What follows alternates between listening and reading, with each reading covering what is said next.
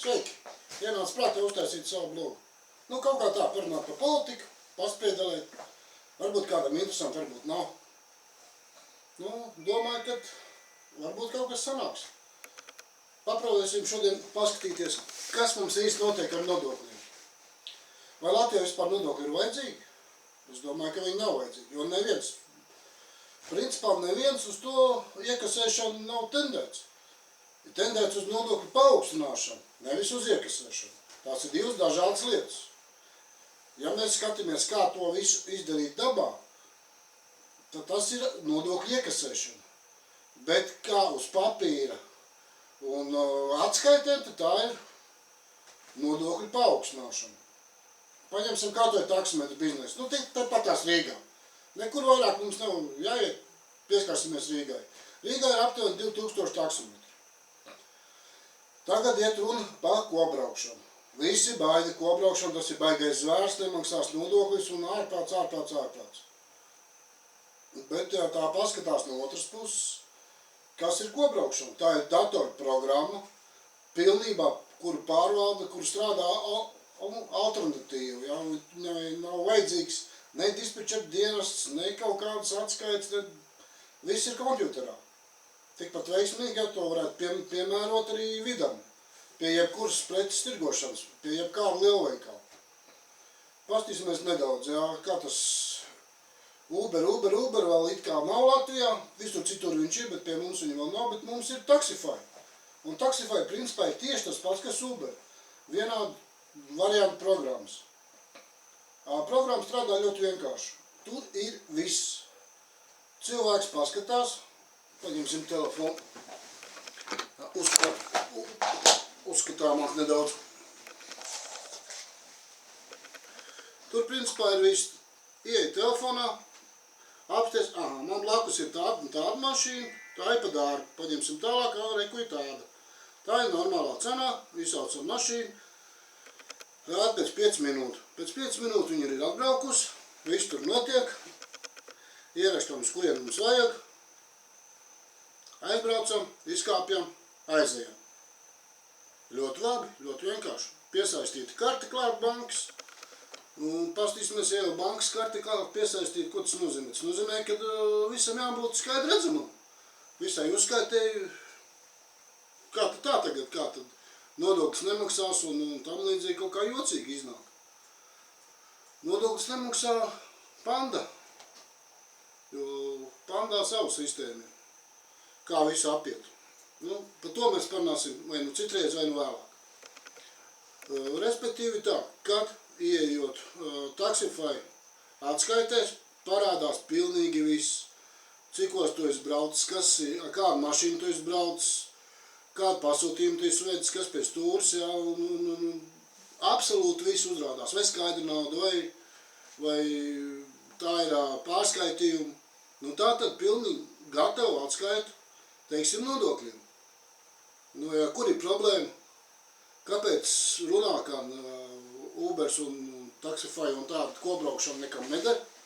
Varbūt tas ir pilnīgi savādāk domāts. Neder.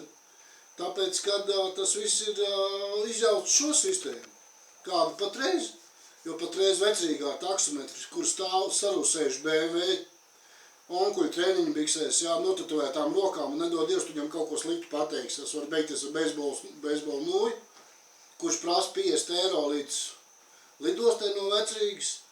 Kaut kam te viņi maksā, jo nevar tā būt, kad viņi stāv vienīgajās vietās, kur vispār drīkst vecrīgā stāvēt. Jo normāls cilvēks, kurš iebrauc vecrīgā ar savu mašīnu, viņam nav, kur viņu nolikt, tāpēc, ka tur stāv taksometrs. Vai tā ir diena, vai tā ir naktis, nav svarīgi. Tālāk izjauc visu sistēmu, jā, licenzēšanu. Pašlaik, lai Rīgā strādāt uz taksi, vajag kā minimums 15 licences.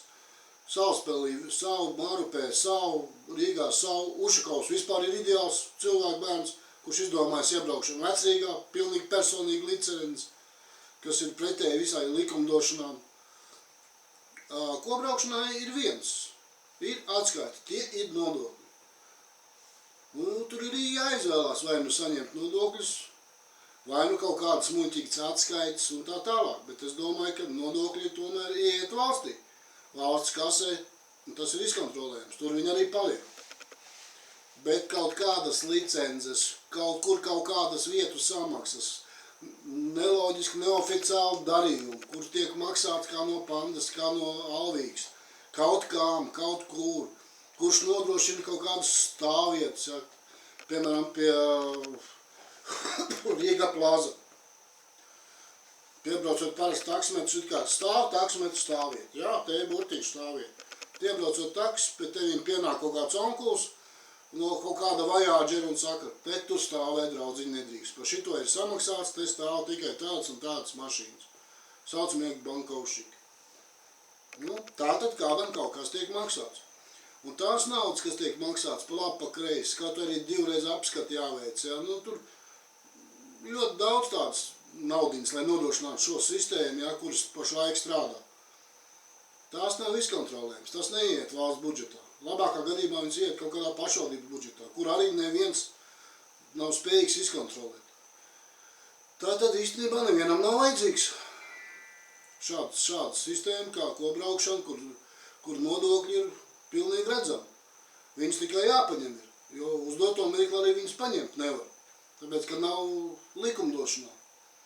Man ir atskaita, ko es esmu izdarījis, es labprāt samaksātu kāds 5%, pieņemsim, nu, kopējā, bet te jau mikro uzņēmumam tagad uzliek 15, nu, tas ar kaut kā neiet kopā, nu. Valsts nezinu, kāpēc domā, jo vairāk augstāks nodoklis pacels, viņiem lielāk ienākumi, nu, tā gluži nebūs. Ir nedaudz savādāk, lai nobalansētu nodoklis, lai būtu cilvēki spējīgi samaksāt, un galvenais, lai viņi būtu ieinteresēti maksāt, lai viņi zinātu, ka tā nauda aiziet. Tiešām līdz turienei, kur viņi paredzētu. Un kaut kā tā, jā, tā kā izskatās, ka tā nodokļu sistēma iekasēšana nevienam neinteresē. Visiem interesē tikai pacelt un kaut kādas caurumus aizlāpīt. Nu, uz doto mirkli tas būtu viss. Bišķi vēlāk atkal kaut ko domāsim. Paldies par uzmanību!